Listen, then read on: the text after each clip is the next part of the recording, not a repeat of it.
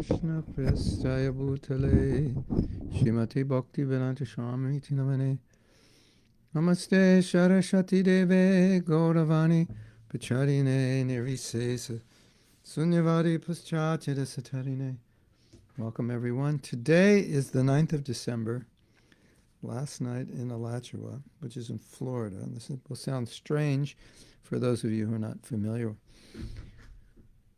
with Alachua. It froze. There's ice everywhere on the ground, on the car, on my steps to my office. Can you believe that?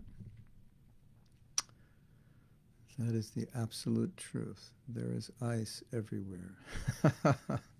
Wow. Okay, today we are going to have a special reading. I was preparing a course and I was reviewing the course material, and one section of the course has some amazing quotes from Srila Prabhupada, and I wanted to read those about how to be successful in Krishna consciousness and how we will be successful. So I think that's important. And before we do anything, I need to turn my light up a little higher. No, I need to turn this light up. That's the problem. Turn that off. Oh, that's better, huh? A little better. Hold on one second. I will turn another light up and we'll be perfect.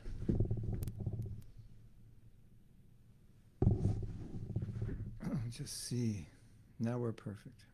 It's nice to have things perfect, isn't it? Okay. Hare Krishna. We have to.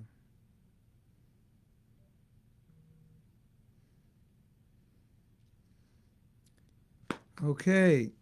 It is freezing. It is below 0 centigrade. In Florida, can you imagine? Just when you thought everything was perfect and you could enjoy, it frosted. In Florida. Who would have ever imagined such a thing? Which definitely proves there's no perfection in this world. Only perfection exists in your heart. Right? And now, we'll go into your heart.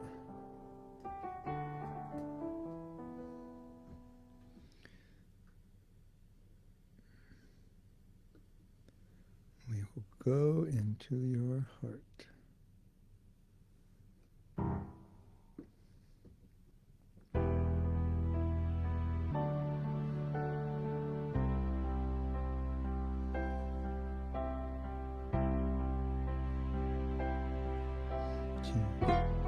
Radha Madhava Kunjabi Hari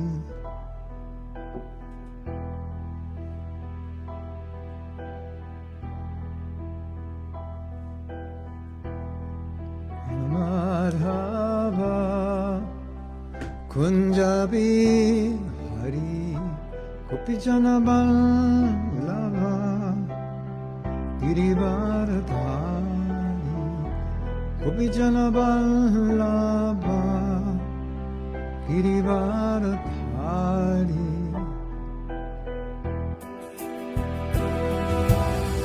Jasodanandana Vrajajanaranjana Jasodanandana Vrajajanaranjana Jasodanandana Vrajajanaranjana Jasodanandana Vrajajanaranjana Jamuna Tira Vana Chari Jamuna Tira Vana Chari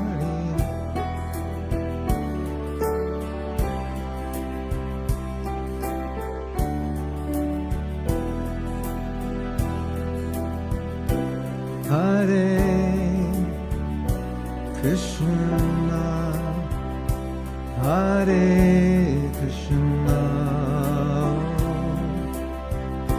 Krishna Krishna, Hare Hare, Hare Rama, Hare Rama,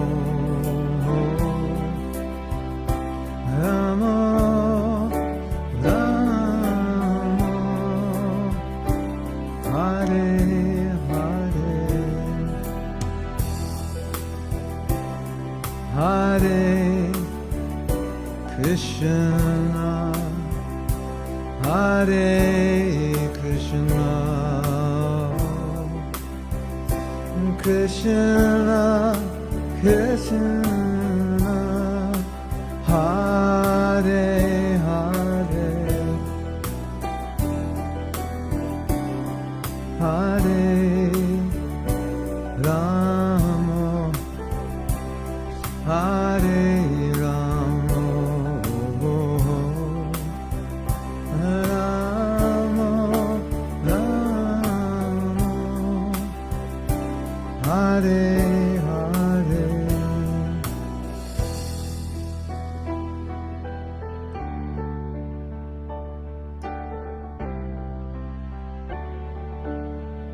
Radha Madhava Punjabi Hari, Radha Madhava Punjabi Hari, Radha Madhava Punjabi Hari, Radha Madhava Punjabi Hari.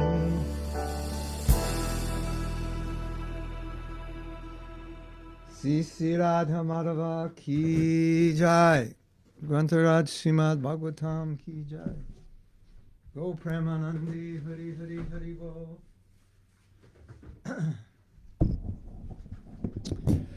So for those of you who have come late, I was explaining earlier that I have some things I want to read. And I was reviewing a course that I'm doing, and some quotes came up that I thought you would love to hear. So you just have to give me a moment, because I'm not sure where these quotes are.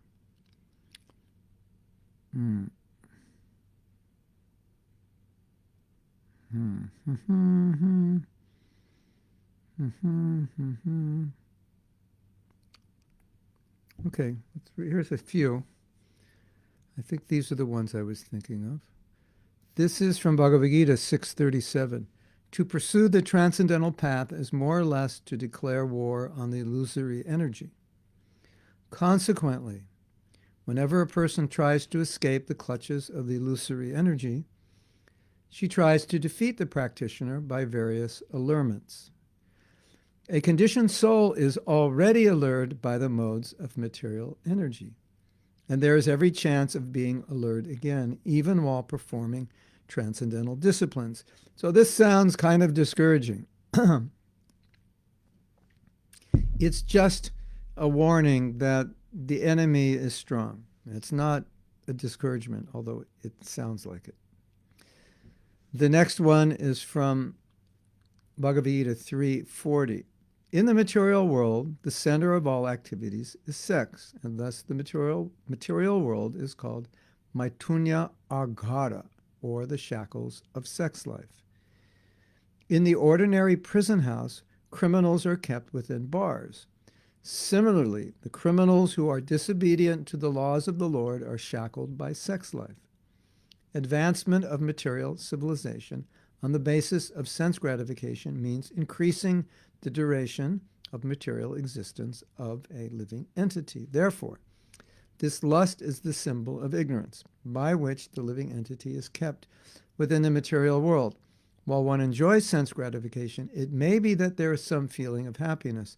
But, and listen to this, actually, that so-called feeling of happiness is the ultimate enemy of the sense enjoyer. So, another warning that, because sometimes happiness in and of itself seems like it's its own perfection, or the goal of life is to be happy. So somehow or other, if I can become happy, it seems like, well, everything is good.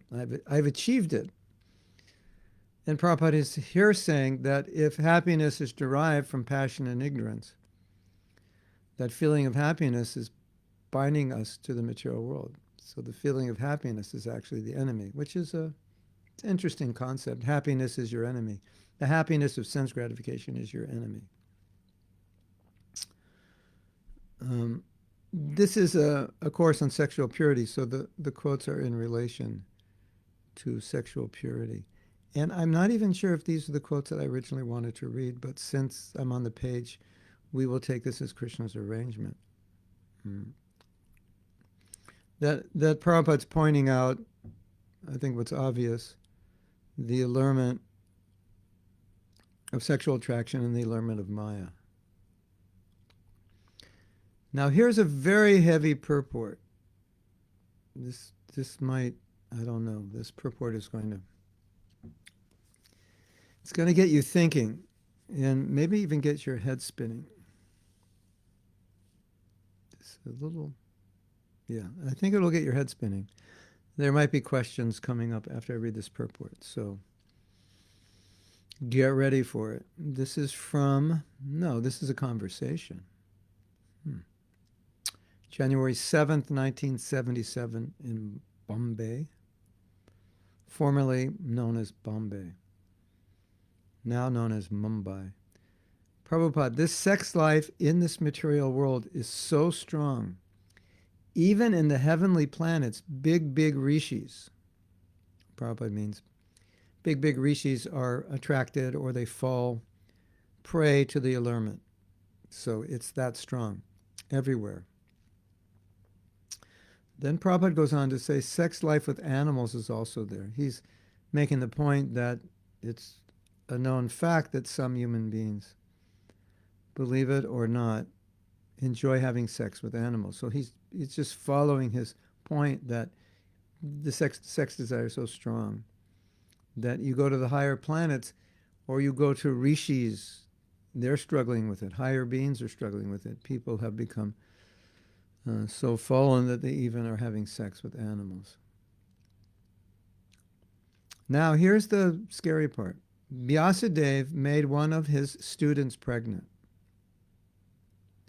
What to speak of ourselves? And now you're thinking that if Prabhupada is saying this, that this is happening to Vyasadeva, that's discouraging.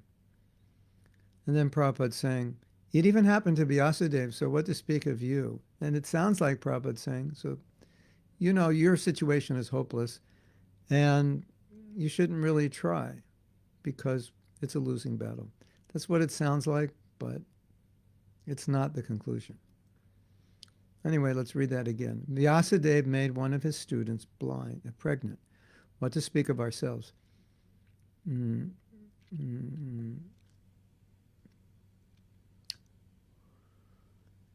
Sex affairs, just see in the highest circle. Another example. Brihaspati, the spiritual master of the Devatas, he became so much mad for his brother's wife who was pregnant, and forcibly they had sex. Just see. These are examples. So now it seems like this is adding salt to the wound of our own doubt in ourselves. First we have Vyasadeva, now we have Brihaspati, who is the spiritual master of the Devatas, of the demigods. And he forced his sister-in-law to have sex. Amazing. And she was pregnant. That's even more amazing. These are examples. Brahma became attracted with his daughter. Lord Shiva became attracted with the beauty of Mohini Murti, even in the presence of his wife. So here's the good news, everyone. Before you're ready to hang up your japa beads or discard them or give up, there is hope on the horizon coming. So this sex life can be controlled only by becoming Krishna conscious. Otherwise, it is not possible. The Bhagavad has discussed all of this because in this material world, there is no escape unless we become Krishna conscious. No escape from the sex impulse. It is not possible. Yad avadi mama cheta Krishna padaravinda. When one is shushtu, he'll spit at the thought of his past sexual enjoyment. Is that enjoyment? No. It is possible for a Krishna conscious person to feel this way, that even sex life is not enjoyable. So, one of the reasons I am reading this is not to discourage you, which I think some of you might initially feel like, well, we have Brahma, Vyasadeva, and Brihaspati, and they couldn't do it, and how can I do it? And so Prabhupada's making a contrast. Even they couldn't do it, but you can if you take shelter of Krishna consciousness. So Prabhupada is saying this actually to encourage us, although you could take it in the wrong way. But Davyesha Gunamayi Mama Maya Duraya. So Krishna is saying Maya is inconquerable. And so that point Prabhupada is making, but Mameveye prapadyante mayame tantarantite. If you surrender, that you can conquer it. So he's contrasting. Okay, this is impossible. Yes, yes, yes. These are the reasons it's impossible. And yes, it is possible if you take shelter of Krishna. These were not actually the letters that I wanted to read. And because I was busy this morning studying other things, I wasn't able to find what I was looking for. But there's still hope. If you give me a moment, I will look through the other documents. I will just go through all of them. Because as I was reading them, I was thinking, these are some very beautiful quotes here to read in class. And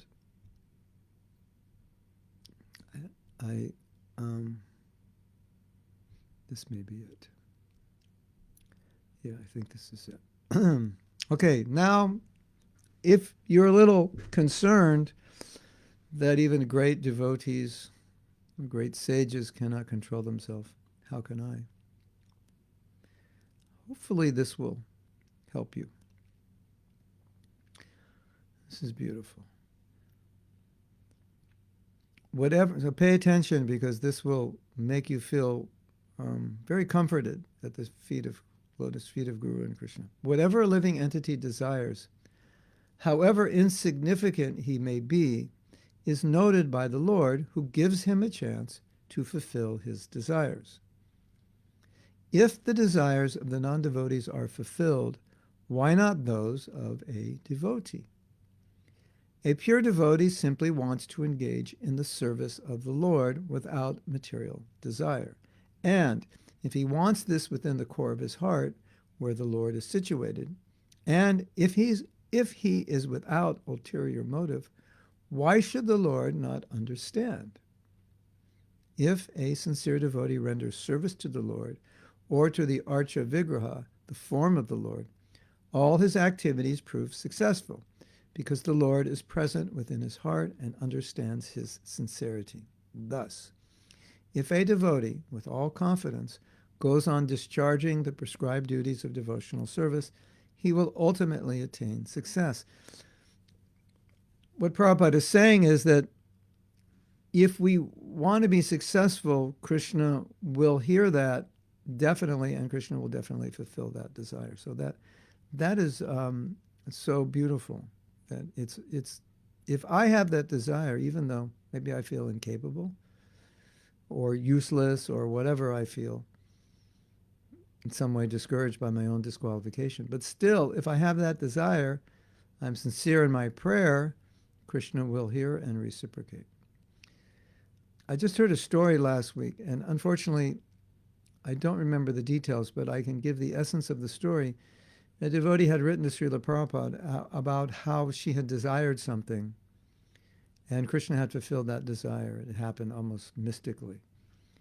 And Prabhupada said, yes, this is not extraordinary. This is natural, because Krishna knows your heart, and Krishna wants to fulfill the desires of the devotees. And then Prabhupada ended that letter by saying, you can expect this as a devotee, that these kinds of things will happen. Or he said something, you can expect this will continue. You have a desire and Krishna will fulfill it. So the same idea is being explained here, maybe a little more elaborately and philosophically. But, if you break this down, basically Prabhupada is yeyatamam prapadyante, saying he's bound to reciprocate with your desire. It's not, you don't have to worry about that. That's how it works. So I thought this letter was discouraging, if we ever get discouraged. Let's read this letter again, because I think it's worth meditating on this. Whatever a living entity desires, however insignificant he may be, is noted by the Lord, who gives him a chance to fulfill the desire. So, however significant, your desire is noted by the Lord, and he will give you a chance to fulfill it. So don't ever think your desire is not noted by the Lord. He may decide to not fulfill it for his own reasons, but it's definitely noted. If the desires of the non-devotees are fulfilled, why not those of a devotee? So Krishna knows your heart in the right circumstance. He will fulfill that. He's even doing it for non-devotees. So why not for devotees? A pure devotee simply wants to engage in service without material desire. And if he wants this within the core of his heart, where the Lord is situated, and if he is without ulterior motive, why should the Lord not understand? In other words, I want to be a pure devotee. I feel that I'm very conditioned. I feel this is very difficult. I have so many other desires, but in the core, I want to be a pure devotee. So Prabhupada's saying, why would you think Krishna wouldn't fulfill that? Krishna's like, well, 28,000 lifetimes ago, you were an atheist. So I just haven't got over that. I'm working on it. I have some work to do, but I still haven't got over it. So even though you want to be a pure devotee,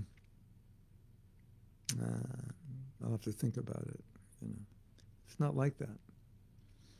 And because it's like that in this world, sometimes we think Krishna's like that, and he's not. It's funny. Sometimes we think Krishna's like ordinary person. Why would he care about me? Because he's God, and he's not ordinary person. Why would he forgive me? Because he's God, he's not ordinary person. Why would he love me? Because he's God, not ordinary person. Even my mother doesn't love me. But Krishna does, because he's not like some neurotic mother you may have had. So we tend to think Krishna's like, some dysfunctional person. Why would he love me? I turned my back on him. Why would he care about me? Because he's not some psychotic, dysfunctional person of this world who would disown you because he doesn't like the way you acted or whatever. So let's continue reading. If a sincere devotee renders service to the Lord or to the Archa Vigraha, the form of the Lord, all his activities prove successful, because the Lord is present within his heart and understands his sincerity. Lord is present in his heart and understands his sincerity. So, how many times have I emphasized this point of sincerity? Over and over and over again. And the reason is because Prabhupada's always emphasizing it. And here he's giving the qualification again. Like whatever you've done, or even whatever you're doing, is not the factor that determines how Krishna is going to reciprocate, but your sincerity. Sincerity wins out, because if we're sincere and we pray sincerely, we will become Krishna conscious. We will become pure. And sometimes, even though we're sincere, we slip. That's not our intention. It's due to our weakness. And then we focus on our weakness and think, oh, I'm so bad, look what I did. Krishna is focused on the sincerity. He overlooks the weakness. Apichat siddharachara. All right, you slipped on a banana peel. You're not the worst thing in the universe for doing that. So yeah, sometimes we slip. And Krishna's not like writing down in his book, oh, he slipped today. All right, put him in, animal species for 10,000 lifetimes. That we have all these. We may have all these crazy ideas. I'm so bad. I slipped today. I deserve to go to hell. It's not how Krishna thinks. Krishna's looking at your sincerity. So as long as you want to be Krishna conscious and you remain sincere, you're good. You're good to go. We'll let you on the airplane to Vaikuntha. Don't worry. There's a seat for you. It hasn't been given away to someone else. As long as you continue in the process, we'll save that seat for you. That you should know. If you give up the process, that's a different thing. But as long as you're trying to some degree and you're sincere, then you get Krishna's help, and that guarantees success. So let's read that last sentence again, just for emphasis, and so we can remember it. If a sincere devotee renders service to the Lord or to the Archa Vigraha, the form of the Lord, all his activities prove successful because the Lord is present within his heart and understands his sincerity. Thus, if a devotee with all confidence goes on discharging the prescribed duties of devotional service, he will ultimately attain success. So there it is, in black and white. He will ultimately attain success. What? If he's sincere, goes on discharging devotional service, he will ultimately attain success. So the conclusion is Krishna knows your heart. And despite your activities may not be perfect yet or ideal, still Krishna understands your heart and your sincerity, and then he helps you because of that. And as I've said many times, don't give up, because if you give up, then nothing happens, obviously. So don't give up even if it's hard, because if you don't give up, then he's there to help you. It's a slow process. Be patient. Don't expect everything. Don't expect self-realization overnight or this week. It's a slow process, but the process is working. So here's another encouraging letter. Now, the last one I don't know. I think it was a conversation. It's not noted where it's from.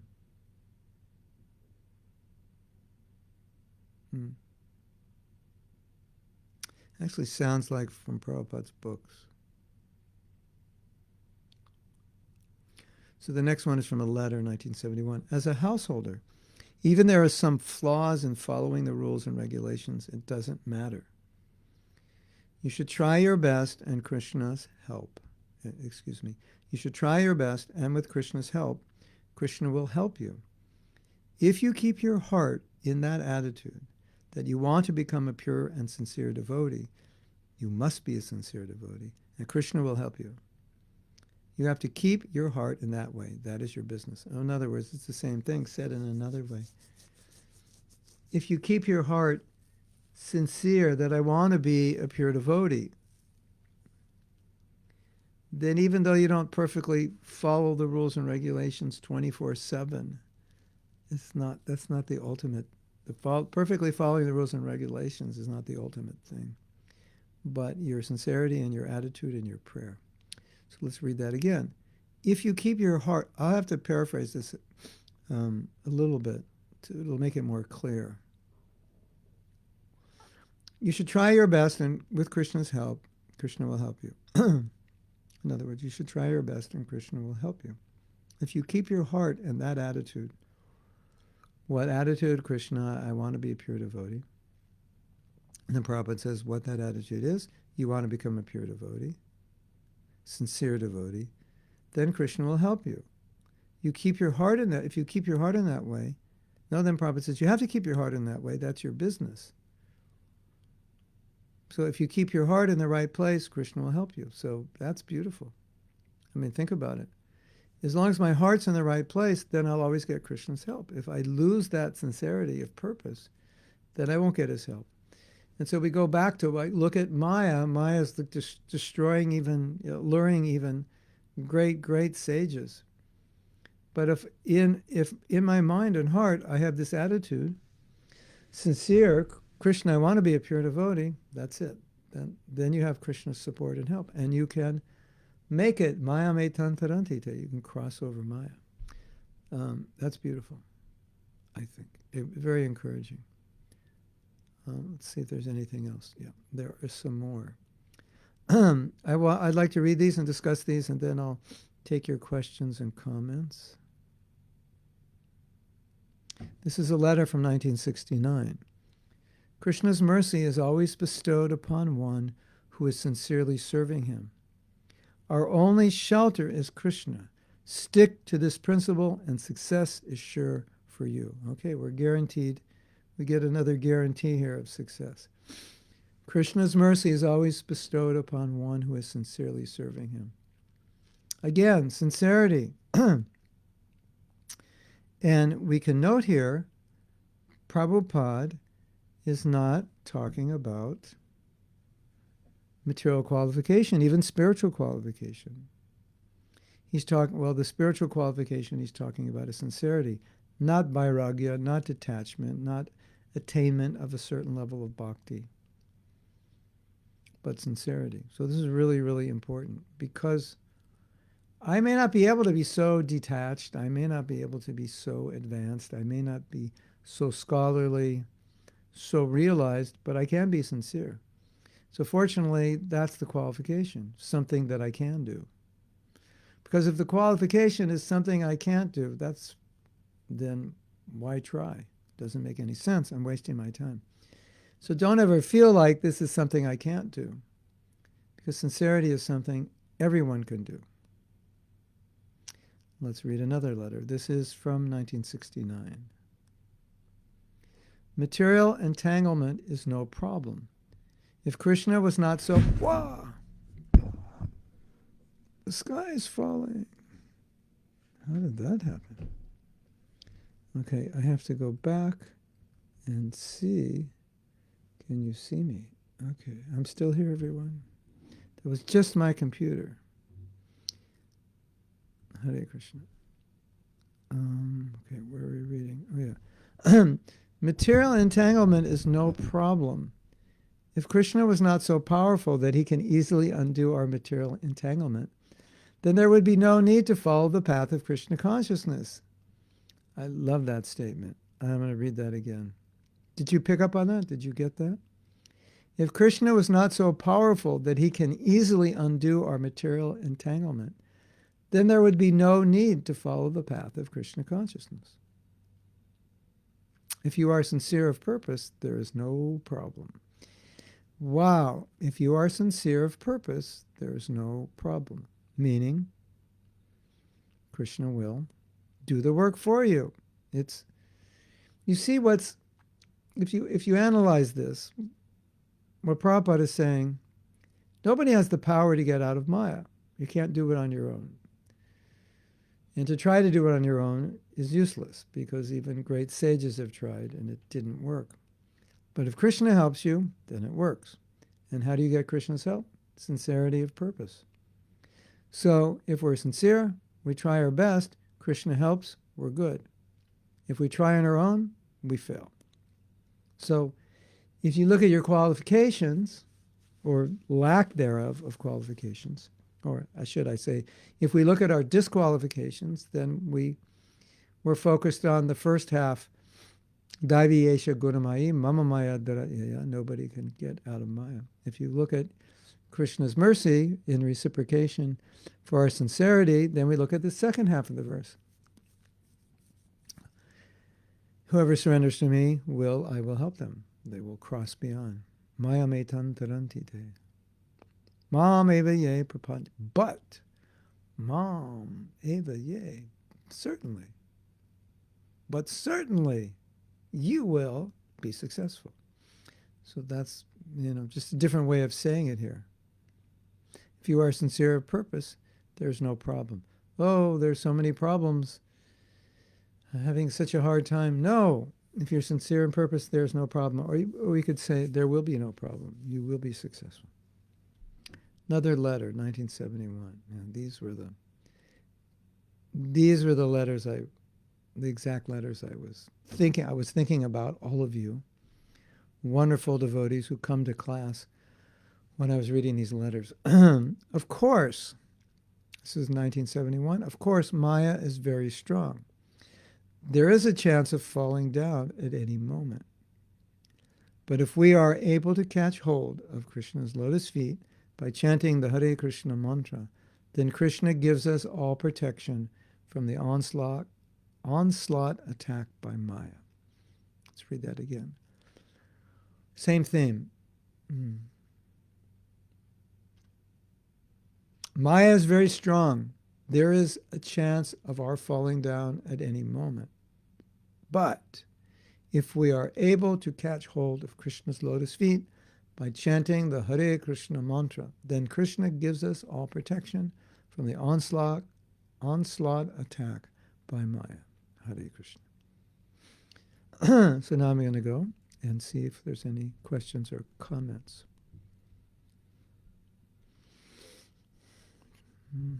Hare Krishna to all of you, great souls, great sages.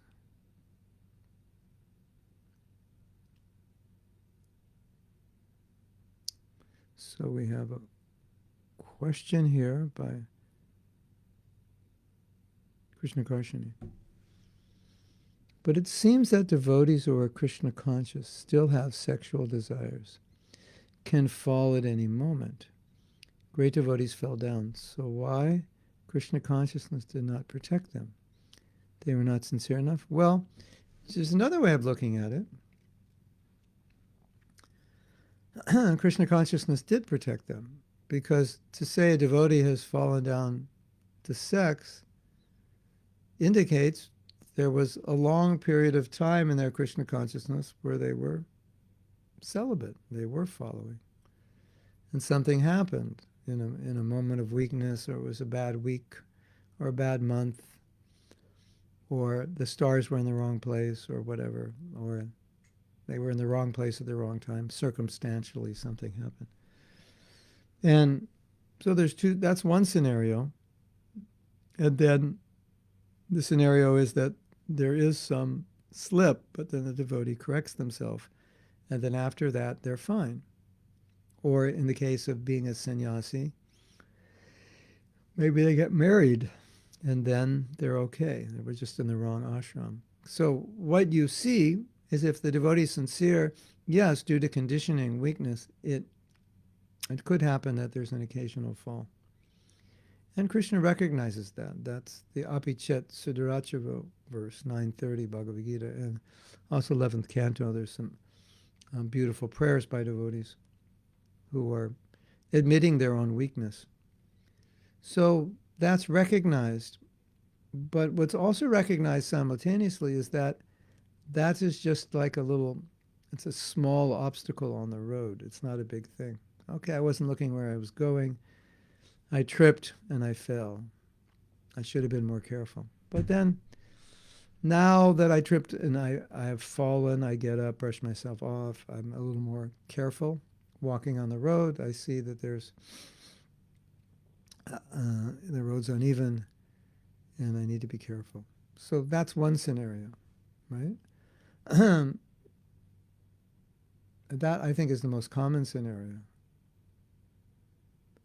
And I think the answer is obvious, that, we're conditioned souls, and sometimes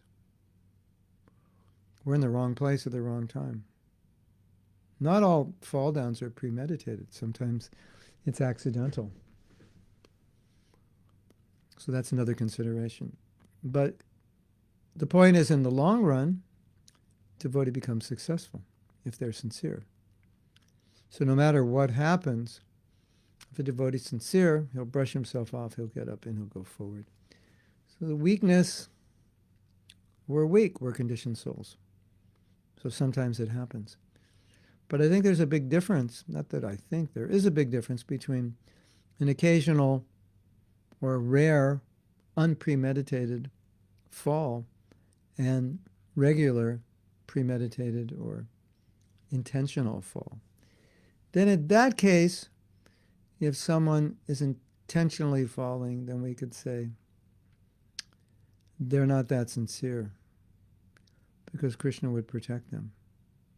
So let's say, Krishna Karshana, you say, I want to do something, and I say, I don't think you should do it, and you say, but I want to do it. So because you want to do it, you're going to do it. But then I say, well, pray to Krishna to help you overcome that desire. And then you might say, oh, I just was giving in to this desire. I didn't think I could overcome it. I never prayed to Krishna. Well, pray to Krishna, see what happens. Or you might say, I never prayed to Krishna because I didn't want to overcome the desire. So in that case, we can say, well, how will Krishna help you if you don't really want to overcome it? So if someone has a desire that they don't want to overcome, and then we question, why isn't Krishna helping them? Then we have to conclude, probably because they're not praying to Krishna to help them overcome it. They don't want to overcome it. You know, maybe you're eating something and you think, no, I really shouldn't eat this. It's not really good. And I say, well, did you pray to Krishna to help you overcome it? And then you say, no, I didn't. All right, so then try it. See what happens. Do an experiment. So I think that's more the reality. And I never saw that Prabhupada was worried if a devotee slipped now and again.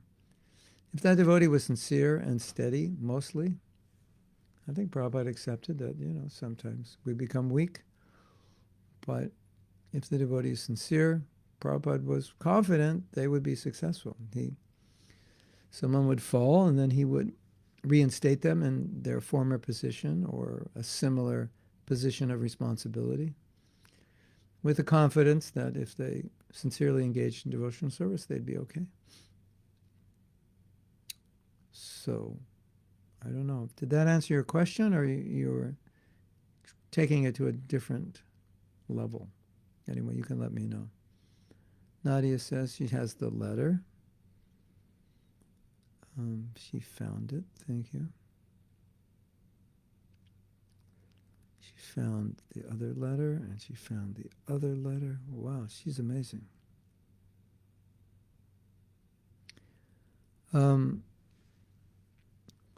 Okay, so this follow-up question by Krishna Karshani comes perfectly, I think, fits perfectly into what I was saying.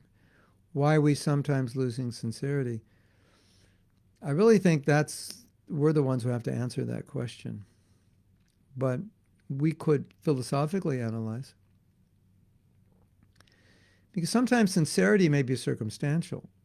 It may be that you're not getting good association or any association. It may be that there's some kind of break in your sadhana or weakening of your sadhana. So sometimes sincerity can be influenced by external factors. And, this attitude of I just don't care, certainly Maya would like all of us to not care about our Krishna consciousness. Obviously, if you don't care, you're not going to try. Why would you need to try to achieve something you don't care about? Or Maya will convince you that you can't achieve it.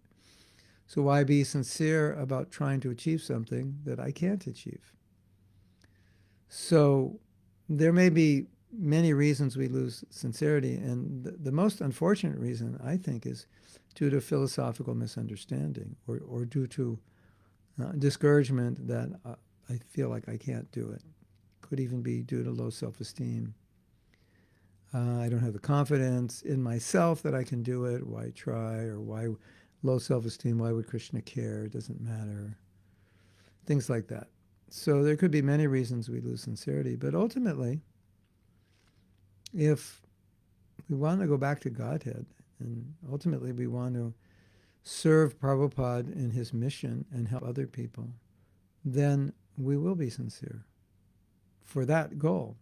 I mean, sincerity means you're sincerely striving for a goal. If you lose sight of the goal, or the goal no longer becomes important, there's nothing to be sincere about, right?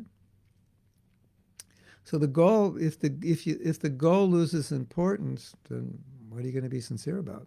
Sense gratification, basically, material life. But as long as the goal is clear, that this is my goal to become Krishna conscious and spread Krishna consciousness, then naturally you'll be sincere to achieve it. If you don't have the goal, what are you going to be sincere about? So those are some possible answers, but I think all of us need to also find our own answer if we're losing sincerity. And how would you know you're losing sincerity? Well, do you pray to Krishna to become a pure devotee? Was that what's going on inside? Prabhupada many times said, I pray to Radha and Krishna that I won't fall down. Are you praying daily that you won't fall down? Are you praying, I want to be a pure devotee, I want to be an instrument in Srila Prabhupada's hands? Are you praying like that? If you are, it's a sign of sincerity. If you're not praying that way, it may be a sign that you're lacking sufficient sincerity.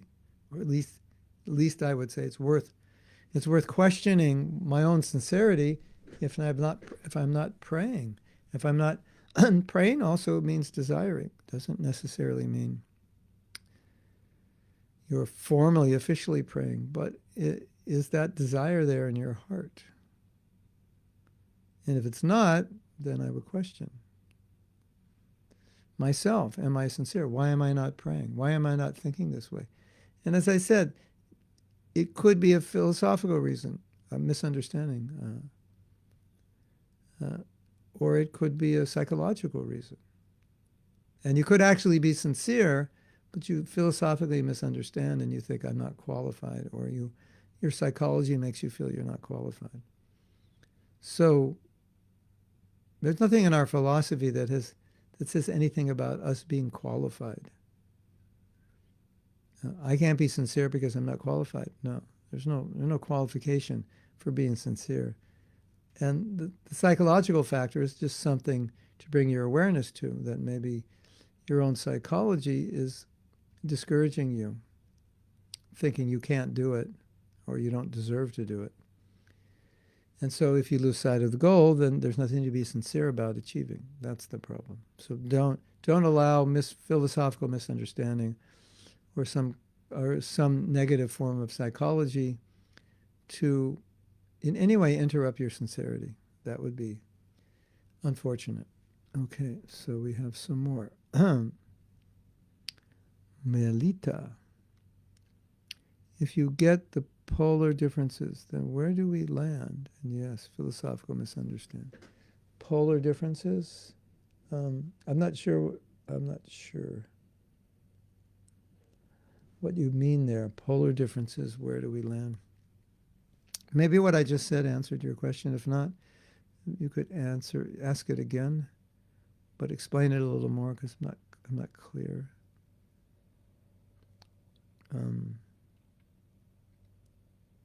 Marco says, we're so used to the sense gratification of this body from immemorial time that we have forgotten about Krishna and his love and how beautiful it is.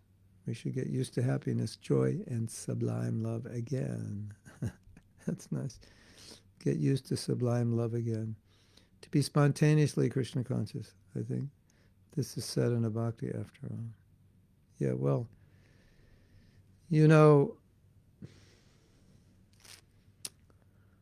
is, if you've been sick for a long time, you forget what it's like to be healthy.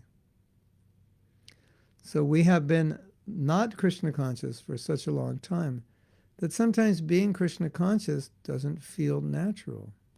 It feels foreign. When obviously the fact is that material conditioning is foreign and Krishna consciousness is natural. So the more you advance, the more natural Krishna consciousness feels. The more you're not Krishna conscious, the more unnatural it feels, and the more natural material consciousness feels.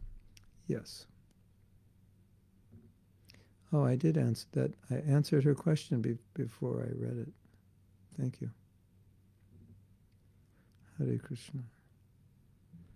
Wow. What time is it? Is it like midnight for you, or Queensland? Yeah, it must be like, what? What time is it for you? Like 11 p.m. or something? She's in Australia. Must be like 11 p.m. Okay, so that's what I wanted to discuss. Now we could go back and begin reading. Where we left off. And Krishna Karshani just has made a prediction that Marco is going to be a guru soon. Wow, soon. Not in the long future. Well, first I'll need to get initiated, but he's already a Siksha guru. I'm sure he instructs many people in Krishna Consciousness. He's been a devotee in 20 years, so he's had 20 years to meditate on all these things. So you see his comments are full of wisdom. So let me now. Well, there is one more principle that I could read. Let's see if there's any other quotes. No. Okay, so we are going to go. We still have 35 minutes, so we can continue reading from where we left off on a Monday. I just have to bring that document up and find out where we left off. By the grace of Microsoft, sometimes they tell me, yes, welcome back. This is where you left off. Okay. So this is a letter to Govinda Dasi. And I don't know if we read this, but it relates to what we're talking about. This is from 1974. Wow, that's the last letter I have. Oh, that's interesting.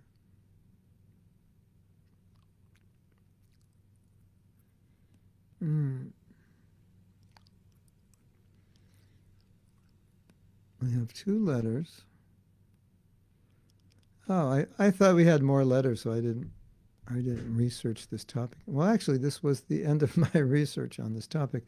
The next, after I read these letters, the next topic is going to be Yogamaya, which is the internal potency and how Yogamaya works. It's part of this series of discussions, but I don't have any quotes on that yet. So I think we read this letter yesterday, but let's read it again to get some context because... Yeah, well, let's read it again. And because we are not at the stage where we can chant and do nothing else all day, there are so many other engagements. So you have sufficient engagement there? Because if we are not full-time engaged, then the mind is free to do its fickle business of rejection and acceptance for sense gratification.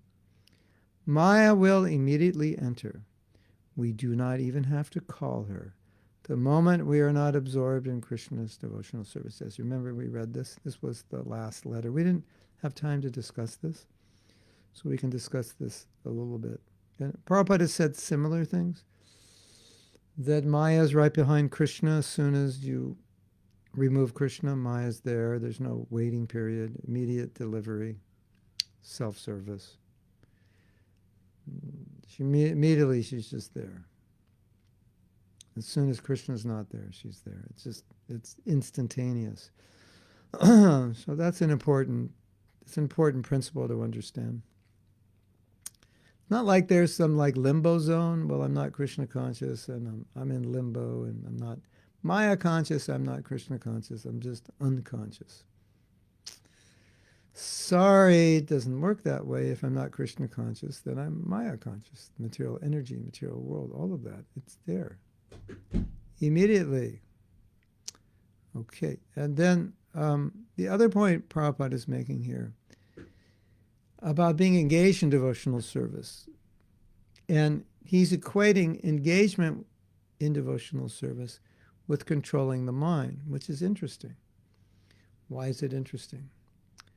Because what Prabhupada is saying is, well, if you're engaged in devotional service, it's a spiritual activity. And if you're engaged in devotional service, then your mind is engaged in the service. Now, sometimes devotees they'll say, I never think of Krishna.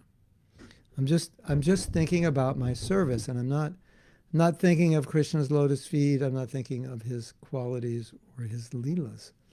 And Prabhupada here is saying something which you could say is, no, you are thinking of Krishna because you're thinking of his service, and because on the absolute platform, everything is the same. Thinking of Krishna's service is thinking of Krishna. So what's the proof? Well, the proof is it's a lot different when you're engaged in devotional service and thinking of service. Your life is much different than if you're engaged in ordinary activities, or you're thinking of doing those same things, but doing them for yourself. So that is proof that it is spiritual, and that thinking about your service is thinking of Krishna.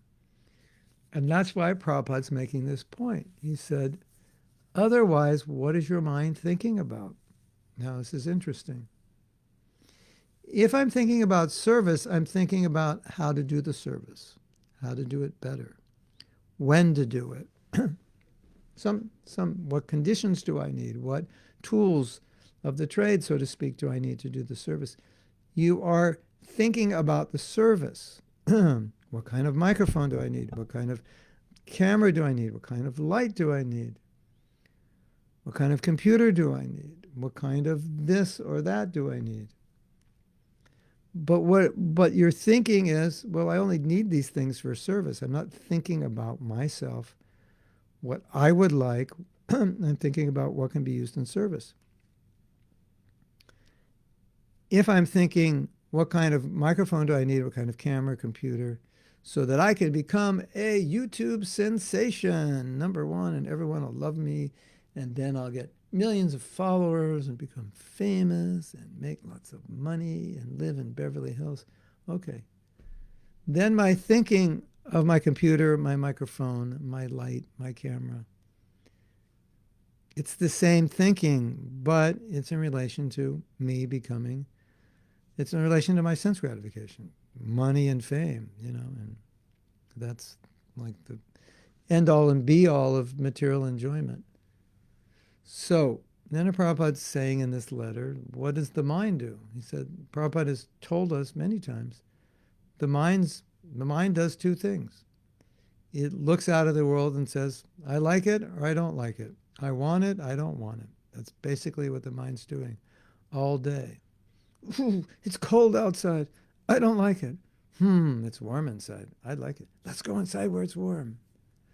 Oh, I'm hungry. Here, you want some spinach? I don't like it. You want some dal? I like it. Mine, it's Prabhupada has said this so many times. When he talks about the mind, the function of the mind, he doesn't say anything else. He doesn't say, the function of the mind is to think. He never says that. He always says the function of the mind is to accept and reject.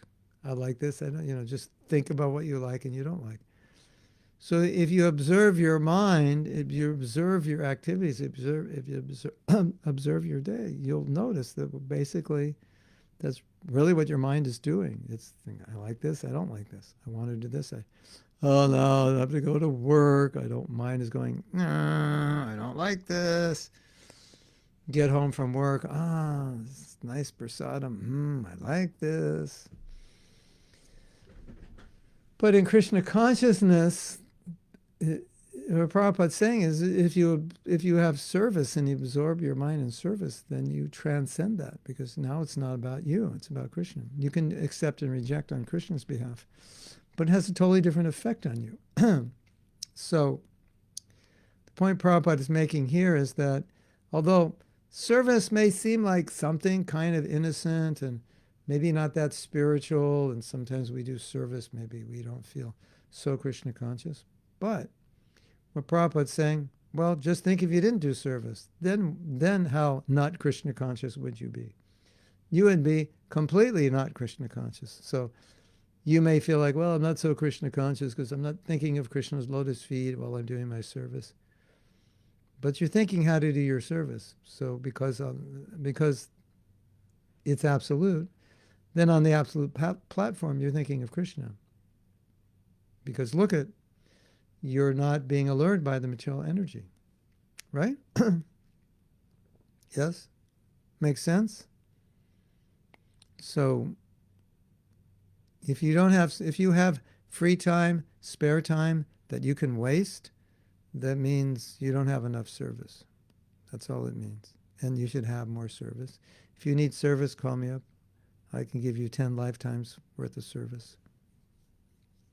Call up your temple president, ask him. Start a project. Do something. Sometimes we're so busy, sometimes we question whether that is actually healthy. Sometimes we're so busy. And I look at my life and I think, sometimes I think of my day and I think, what did I do today? And the whole day, it's just devotional service. There's nothing else in my day. It's just, it's like studying, chanting, giving a class, working on projects, giving guidance to devotees. Like, it's just, I don't have time for, wouldn't even want time for other things. But if you have time for other things other than Krishna conscious things, probably means you need more service. And you don't want, idle time is dangerous. Prabhupada used to say, idle mind is a devil's workshop. If you ever had spare time and misused it, that means we're weak and we don't know how to use it. So if you don't have service, if you have spare time, you don't have service, that service will save you in so many ways. It will save you from wasting time. So ultimately, we think like service, we need to serve the mission, and we do. But ultimately, we're the real beneficiary of service. Okay, so we have one more letter, and then I'll go back and see if you have comments. This is also to Govinda Dasi, but it's about 8 months later. April 1974. August, September, October, November, January, February, March, April, 8. I did the math. I must be a genius. 8 months later. Krishna's name is Madan Mohan, the conqueror of lusty desires, or the Cupid. Unless one is very much attracted with Krishna, one cannot give up or avoid attraction of Cupid. That is a fact. You can't deny that. Those who are fixed in chanting Hare Krishna mantra and always reading the books and following the regulative principles, they can be saved. Otherwise, there's no question of being saved from the clutches of Maya. Davyesha guna mahi, mama maya daratyaya, Gita 7:4. So it's kind of just summing up what we just said.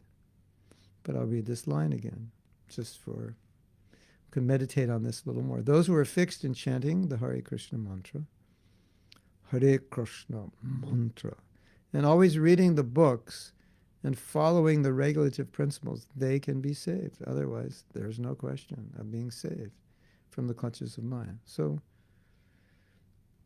somebody comes to Krishna consciousness. Many people come, they move in the temple, and then they engage in the temple morning program. They engage in sadhana.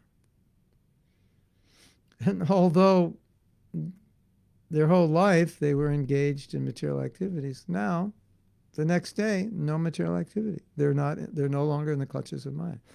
Isn't that amazing? In one day, just one day, they engage in devotional service, and there's no more Maya. Maya is finished. That's amazing. Think about that, right? A person is engaged in material activities for lifetimes. They move in the temple, and all their material activities stop. Their mind is clear. They're thinking about service. They're no longer thinking about how they can be happy. It's all stopped. And Prabhupada's saying, your sadhana and your service, that's it. It keeps you engaged. If you're engaged, you will not be in Maya. So this is just emphasizing what we just discussed. Service. If you don't have service, if you have free time, if you have service and you're busy working, taking care of your family, you hardly have time to eat and sleep, then yeah, you can't add to your schedule.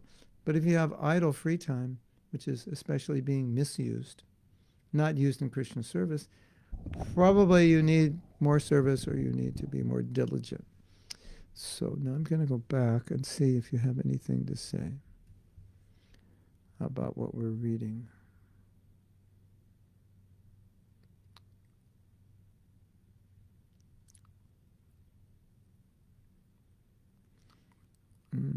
Well, you have a lot to say. Okay, Krishna Karshani says, what in case the fall downs are regular, not accidental? How Krishna sees it. Basic distinction that's made in the Shastra is accidental. And so, if the fall downs are regular, it's no longer accidental. How Krishna sees it? Not so well. That, what we were reading earlier is Krishna is just helping you according to what you want. So if you want to forget Krishna, the unfortunate reality is that he'll help you. That's kind of scary, isn't it? I mean, we should be careful that we never want to come to this point where we actually want to forget Krishna, or we actually don't want to be Krishna conscious, because he'll help us. Can you imagine Krishna's helping you not be Krishna conscious? How horrible that would be, right? Like, that would be the worst thing.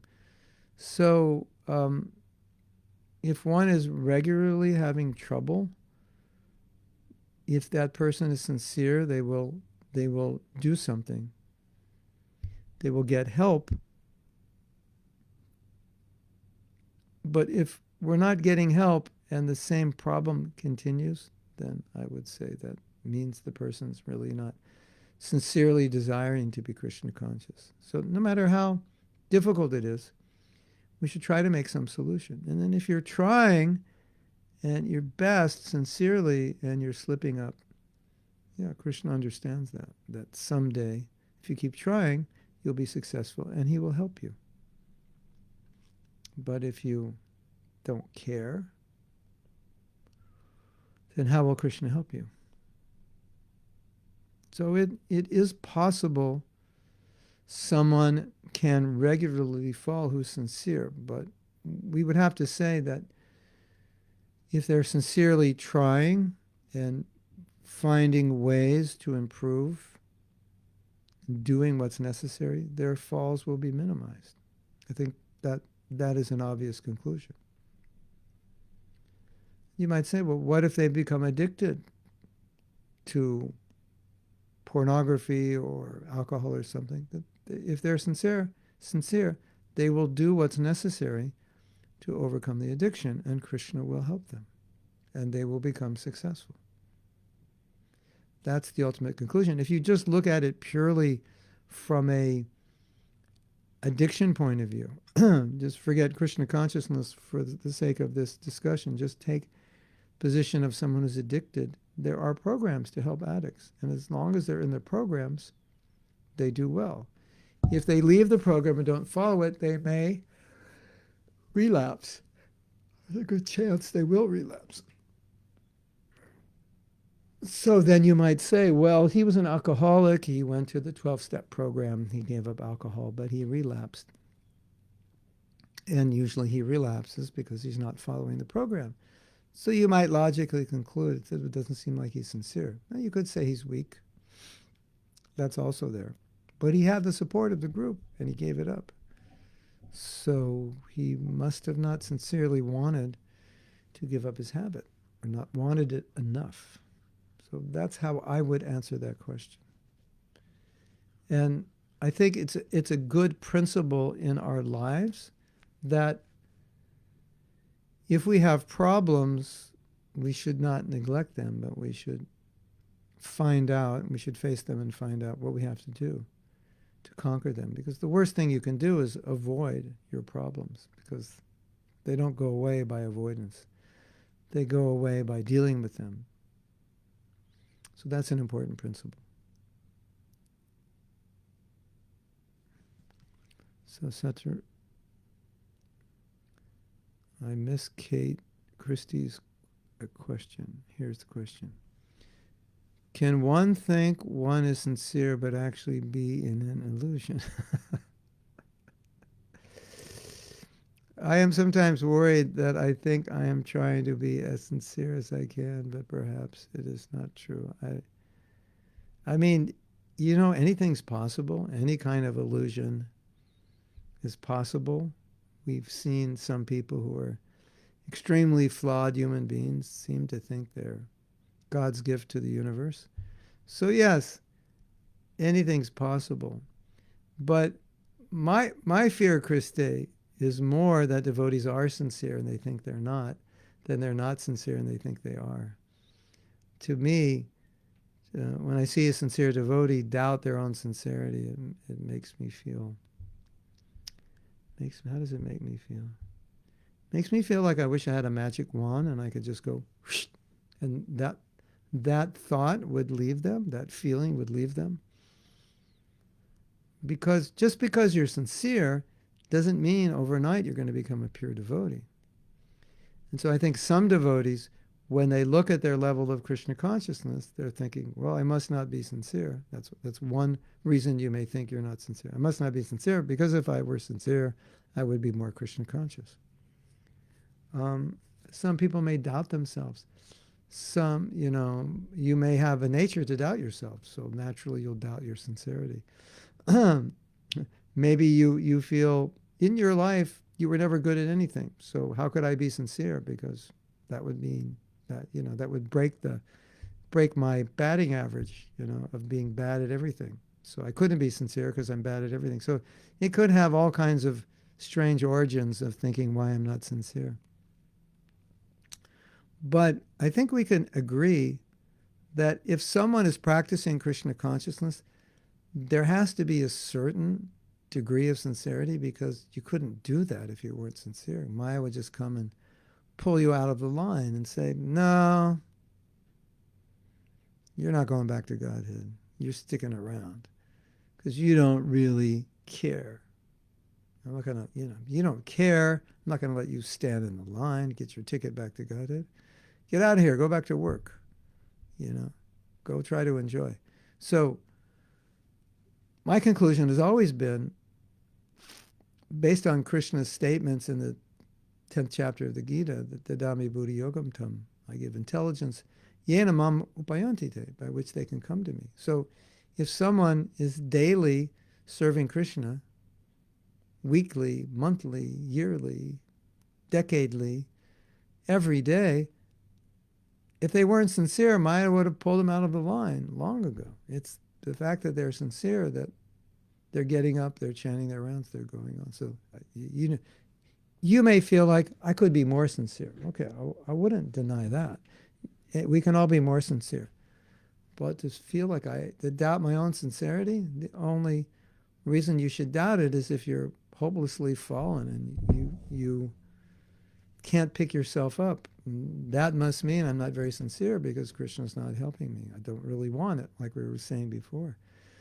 If you don't want it, what are you going to be sincere about? But if you're actually doing it, there's a sufficient level of sincerity. So you have no objective evidence to doubt yourself. And the evidence may just be, your own psychology, your own whatever. Just maybe programming. Does that make sense? A lot of what happens in Krishna consciousness in terms of how we see things is it's filtered through our own psychology. But we may think, no, I'm just analyzing the philosophy, and I'm thinking this way based on what I read. That may be true, but not always. In many cases, it's you're reading the philosophy, but it's filtered through your psychology. And so you think you're understanding the philosophy when you're just understanding, you're acting through your own psychology. Yeah, we see that a lot in trying to be humble. I'm so useless, I'm so bad. That's an indication of humility. But if you don't really have humility, it's an indication of low self-esteem, masquerading as humility. So then, you read the philosophy and said, okay, this is what humility looks like.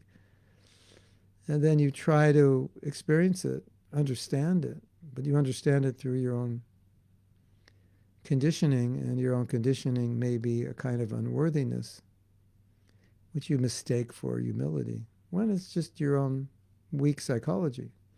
So that's a problem. You have to distinguish. So Melita says,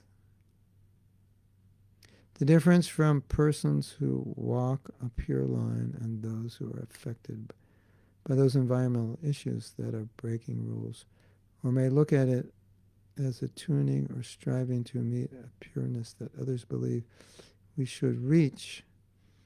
And yes, it's late at night here. That's when I find some better Krishna followings.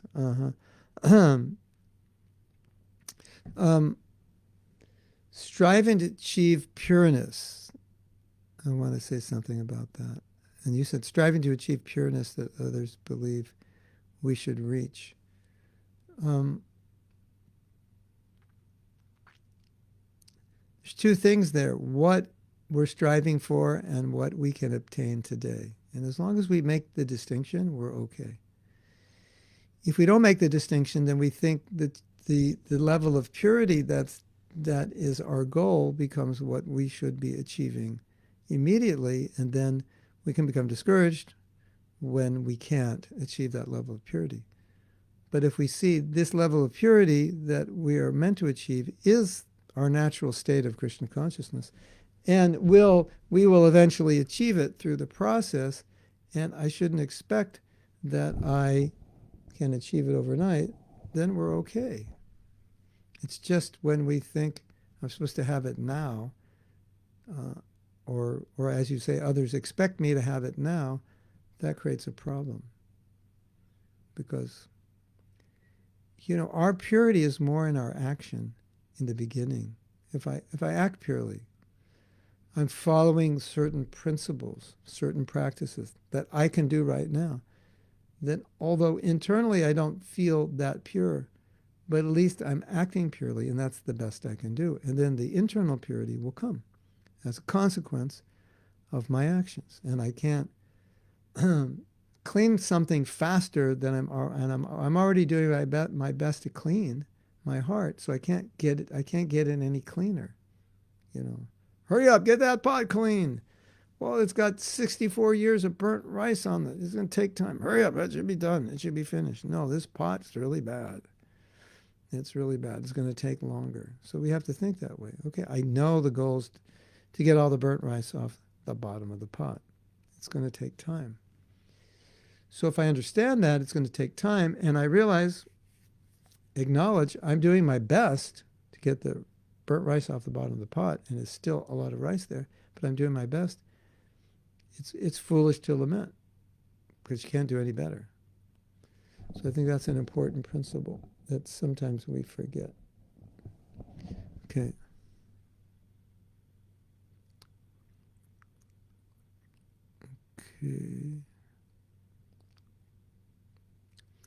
Yes, we will start talking about Yoga Maya on Friday. Tomorrow we have class for Russian.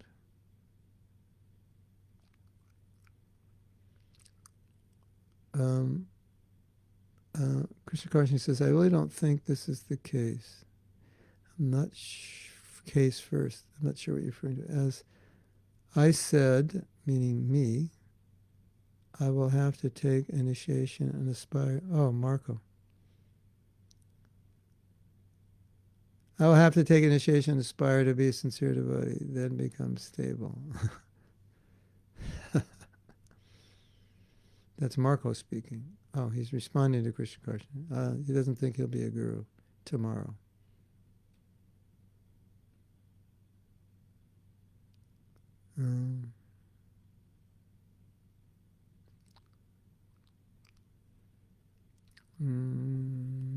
Going through.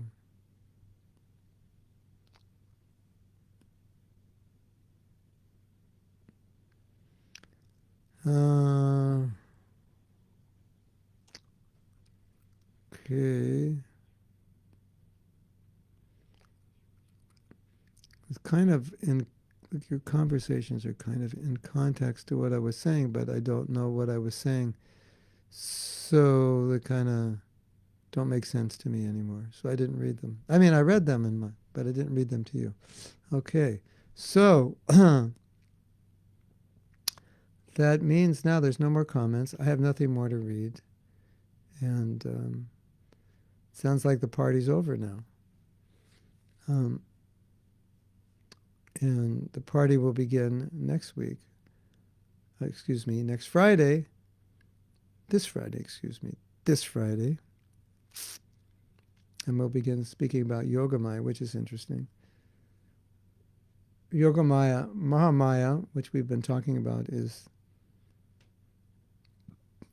external manifestation of Yogamaya. Yogamaya is the internal potency of Krishna, originally emanating from Radharani. And as Radharani expands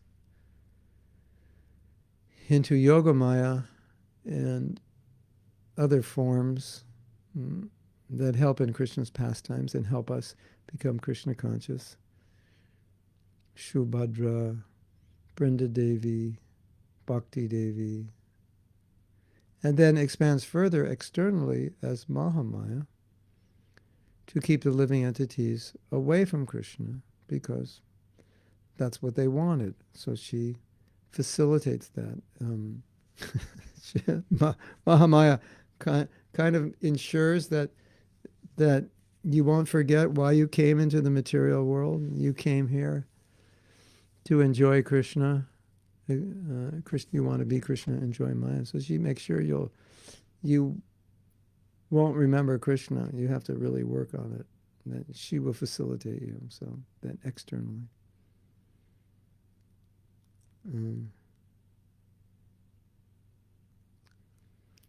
So Kamalakshi Radhika likes what I said. So we'll read what I said. It'll be a good ending. There's two things, what we are striving for and what we can reach today. As long as we make the distinction, we're okay. Yeah, that's a good one.